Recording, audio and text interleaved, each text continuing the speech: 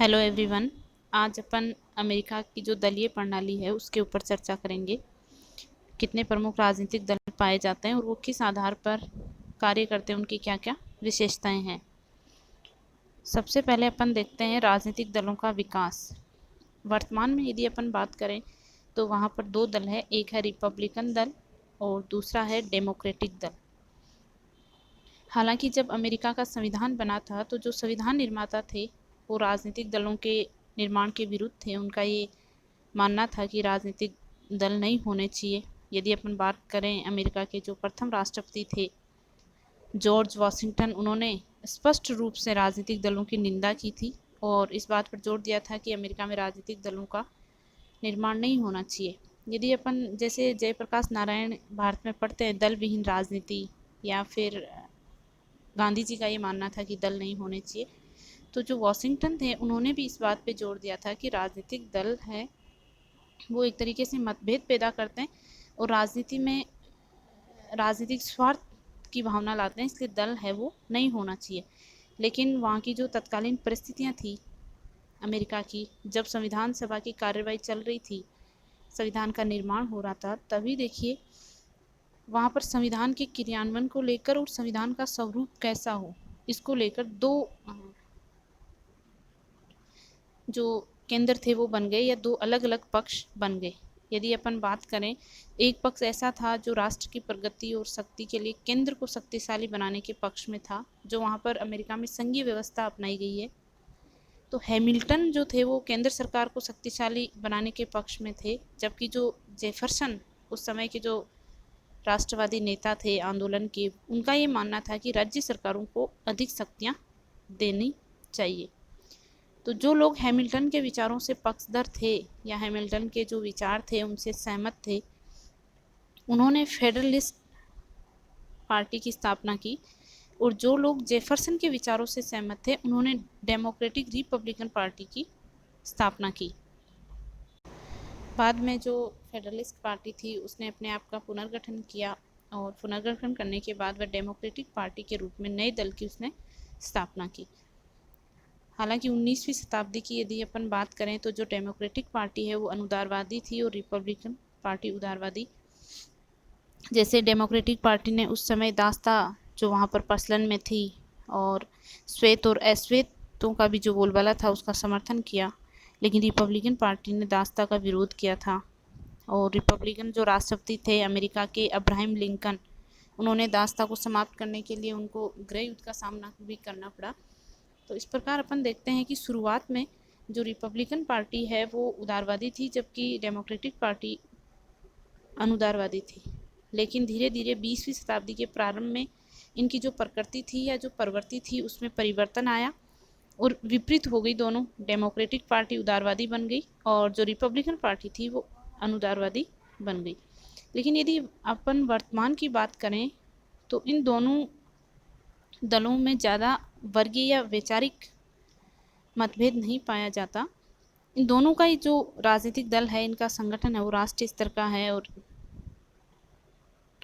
इनके संगठन का गुरुत्व केंद्र जो है राज्य, नगरों और काउंटियों में, वहाँ पर यानी अमेरिका के नीचे तक स्तर तक जो राजनीतिक दल है उनकी जो विचारधारा है वो फैली हुई है। और दोनों प्रमुख जो राजनीतिक दल है उनका संगठन लगभग एक समान है। दोनों ने एक तरीके से जो विकेंद्रीकरण का सिद्धांत है उसको अपना रखा है और दोनों दलों का संगठन राष्ट्रीय स्तर भी पाया जाता है, राज्य स्तर पर भी और स्थानीय स्तर पर भी पाया जाता है। अब अपन देखते हैं अमेरिकी दल प्रणाली की प्रमुख विशेषताएं। सबसे पहले देखिए दलों का जो विकास हुआ वो संवैधानेतर है, यानी संविधान में कहीं पर भी इस प्रकार का कोई उल्लेख नहीं है कि कितने दल होंगे, दलों की जो विचारधारा है वो कैसी होगी या दलों का जो संगठन है वो कैसा होगा। संविधान निर्माता तो राजनीतिक दलों को राजनीतिक व्यवस्था के लिए हानिकारक मानते थे और वो इसके विरोधी थे। लेकिन धीरे धीरे और वास्तव में कांग्रेस और राज्य के जो विधानमंडल है उनकी कार्रवाई के लिए इसके दल प्रणाली की आवश्यकता भी पड़ी। और क्योंकि जहाँ पर प्रतिनिधित्वात्मक लोकतंत्र होता है, अप्रत्यक्ष प्रजातंत्र होता है, वहाँ राजनीतिक दल लोकतंत्र के लिए बहुत जरूरी होते हैं। राजनीतिक दलों के माध्यम से ही जनता जो है अपने प्रतिनिधियों का चुनाव करती है यदि देश छोटा है आकार में, जनसंख्या में और प्रत्यक्ष प्रजातंत्र है, तब तो राजनीतिक दलों की ज़्यादा आवश्यकता नहीं पड़ेगी कि जनता स्वयं शासन कार्यों में भाग ले सकती है। लेकिन मान लीजिए यदि वहाँ पर प्रत्यक्ष प्रजातंत्र लागू नहीं हो सकता, अप्रत्यक्ष प्रजातंत्र जिसको अपन प्रतिनिध्यात्मक प्रजातंत्र बोलते हैं, जनता हर 5 साल बाद या जितना भी एक निश्चित कार्यकाल के बाद जो चुनाव होते हैं और चुनाव में अपने प्रतिनिधि चुनकर भेजती है। तो इसके लिए जो दल प्रणाली है वो बहुत ही ज़रूरी है और इसीलिए अमेरिका में धीरे धीरे जो दलों का विकास हुआ, वहाँ पर द्विदलीय पद्धति है। हालांकि अमेरिका में भी अनेक राजनीतिक दल है, लेकिन मुख्य दल 2 ही हैं और इसीलिए अमेरिका की जो पद्धति है, दल पद्धति, उसको द्विदलीय, एक है डेमोक्रेटिक पार्टी और दूसरी है रिपब्लिकन पार्टी। द्विदलीय पद्धति का कारण ये भी था क्योंकि जो ब्रिटेन के गुलाम था, अधीन था अमेरिका, पहले तो स्वतंत्र हुआ तो उसका प्रभाव भी ब्रिटेन का जो वहाँ की दलीय पद्धति थी उसका अमेरिका पर पड़ा और अमेरिका ने भी द्विदलीय पद्धति को अपनाया। इसके अलावा अमेरिका में एक सदस्यीय निर्वाचन क्षेत्र है तो वहाँ भी द्विदलीय पद्धति के विकास में सहायता मिली। तीसरी इसकी अपन विशेषता देखते हैं, दलों का आधार वैचारिक व सैद्धांतिक मतभेद नहीं है। प्राय अपन यदि बाकी जो प्रजातांत्रिक देश है वहाँ पर राजनीतिक दलों के विचार और सिद्धांत देखें तो काफ़ी अंतर पाया जाता है, लेकिन अमेरिका में ऐसा नहीं है। हालांकि शुरुआत में कुछ सैद्धांतिक मतभेद थे, लेकिन आज वास्तव में कोई ज़्यादा सैद्धांतिक मतभेद नहीं है। दोनों ही दल जो है वो मध्यम मार्गी है और अमेरिका के लिए कहा भी जाता है कि वहाँ केवल एक ही दल है, रिपब्लिकन डेमोक्रेटिक दल, और वास्तव में वो अपनी परंपराओं और पदों के लिए या परंपराओं और पदों के संघर्षों के लिए वो 2 भागों में विभाजित हो गए। ज़्यादा उनमें वैचारिक मतभेद नहीं पाया जाता। दलों का आधार जो है वो वर्गीय, यानी अमेरिका में वर्गीय का मतलब क्या है कि अमेरिका में देखिए अनेक वर्ग बने हुए, जैसे आर्थिक आधार पर, प्रादेशिक आधार पर, धार्मिक आधार पर, नस्लीय। तो राजनीतिक दल भी इन्हीं वर्गों से मिलकर बने और सबसे प्रमुख बात यह है कि किसी एक दल में किसी एक वर्ग की प्रधानता नहीं है। किसी भी दल में किसी एक वर्ग की सिर्फ जैसे आर्थिक वर्ग या उच्च वर्ग के जो लोग हैं उनका अलग दल है या फिर जो प्रादेशिक लोगों का अलग दल है, बल्कि सभी दल में सभी वर्गों के सदस्य हैं और एक तरीके से ये अमेरिकन जो दल है वो विभिन्न वर्गों के बीच से एक संतुलन पैदा करता है कि दोनों दलों में हर वर्ग के व्यक्ति या हर वर्ग के सदस्य पाए जाते हैं। अगली जो विशेषता है अमेरिका के राजनीतिक दलों की कि दलों पर दबाव समूह का बहुत ज़्यादा अत्यधिक मात्रा में प्रभाव पाया जाता है, जैसे वाणिज्य संघ है या उत्पादकों का राष्ट्रीय संघ है, किसान संघ है। सबसे ज़्यादा यदि अपन बात करें तो अमेरिका की जो राजनीतिक व्यवस्था है वहीं पर दबाव समूह राजनीतिक दलों को बहुत ज़्यादा प्रभावित करते हैं, जैसे उम्मीदवारों को चुनाव में टिकट दिलाने से लेकर कानून निर्माण तक ये दबाव समूह राजनीतिक दलों पर प्रभाव डालते हैं और इस प्रकार की वो लॉबी का निर्माण करते रहिए, कोशिश करते हैं कि राजनीतिक दल उनकी पसंद के कानून बनवाएं। चुनाव में भी जो दबाव समूह है यदि उनसे एक तरीके से समझौते करते हैं, गुप्त समझौते करते हैं कि यदि आप हमारे फेवर में या आप हमारे पक्ष में कानून बनवाएंगे तो वो उनके चुनाव में क्या करते हैं, मदद करते हैं। बहुत ज़्यादा प्रभाव है वो राजनीतिक दलों पर वहाँ पर दबाव समूह का पाया जाता है। उसके बाद देखिए राजनीतिक दलों में लूट प्रणाली का दोष, वो इस तरीके से है कि अमेरिका में दलीय हितों के लिए जो शासन सत्ता है उसका अनुचित लाभ उठाया जाता है। जो विजयी राष्ट्रपति होता है वो क्या करता है कि शासन के विभिन्न पदों पर जो कार्य करने वाले ऐसे व्यक्ति जो पहले से ही शासन के पदों पर कार्य कर रहे हैं लेकिन उसके समर्थक नहीं है या उसके दल के नहीं है, उसके दल के सदस्य नहीं है, तो उन व्यक्तियों को वो पदमुक्त कर देता है और उनके स्थान पर अपने दल के व्यक्तियों को नियुक्त करता है। तो एक तरीके से बहुत ही दोषपूर्ण व्यवस्था है और इसको वहाँ पर लूट प्रणाली के नाम से जाना जाता है और इसका एक कारण दबाव समूह का दलों पर प्रभाव होना भी है। ये प्रथा लूट प्रणाली की जो है वो इसीलिए पाई जाती है कि दबाव समूह राजनीतिक दलों को बहुत ज़्यादा प्रभावित करते हैं। आगे की जो विशेषता है वो दलों के संगठन में राज्यों का महत्व है।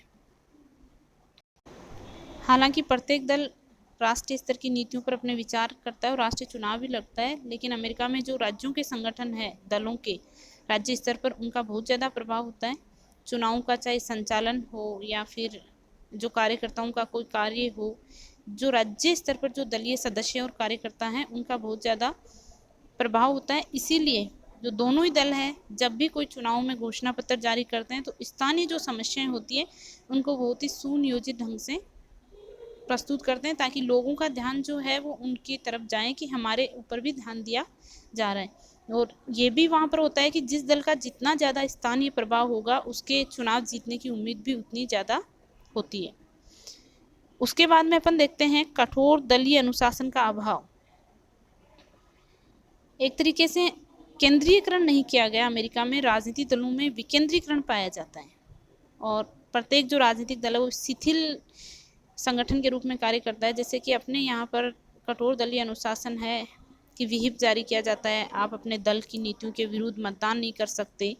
यदि ऐसा आप करते हैं, कोई प्रचार करते हैं या मतदान करते हैं, तो आपको पार्टी की सदस्यता से वंचित भी किया जा सकता है। लेकिन वहाँ पर पार्टी नेता के आदेशों का उल्लंघन करके भी जो अमेरिका की कांग्रेस है उसमें व्यवस्थापिका में जो सदस्य हैं या विधायक जो भी होते हैं वो मतदान करते हैं। सीनेट के जो सदस्य हैं वो भी अपने दल की जो राष्ट्रपति द्वारा की गई नियुक्तियां होती है या फिर जितनी भी संधियां होती है उनके विरुद्ध भी मतदान कर देते हैं। ऐसा इसलिए होता है क्योंकि अनेक बार जो विधायक होते हैं वो दलीय हितों से ज़्यादा जो अपने वर्गीय हितों या अपने निर्वाचन क्षेत्र के जो वोट बैंक होते हैं उनकी खातिर वो मतदान करते हैं या उनको ज़्यादा वो ध्यान में रखते हैं कि हमें इनके लिए मतदान करना है। स्थानीय स्तर की जो समस्याएं होती है उनके ऊपर वो ज़्यादा तवज्जो देते हैं, ध्यान देते हैं। इस प्रकार अमेरिका में द्विदलीय प्रणाली है और ज़्यादा सैद्धांतिक अंतर नहीं पाया जाता। अभी हाल ही में अमेरिका में जो वहाँ पर राष्ट्रपति के चुनाव होने, वर्तमान में जो डोनाल्ड ट्रंप राष्ट्रपति हैं, और क्योंकि हमेशा नवंबर में चुनाव होते हैं, जनवरी में राष्ट्रपति द्वारा शपथ ली जाती है, तो दोनों ही दल अपनी अपनी चुनाव प्रचार में लगे हुए हैं, चुनाव प्रचार कर रहे हैं। धन्यवाद।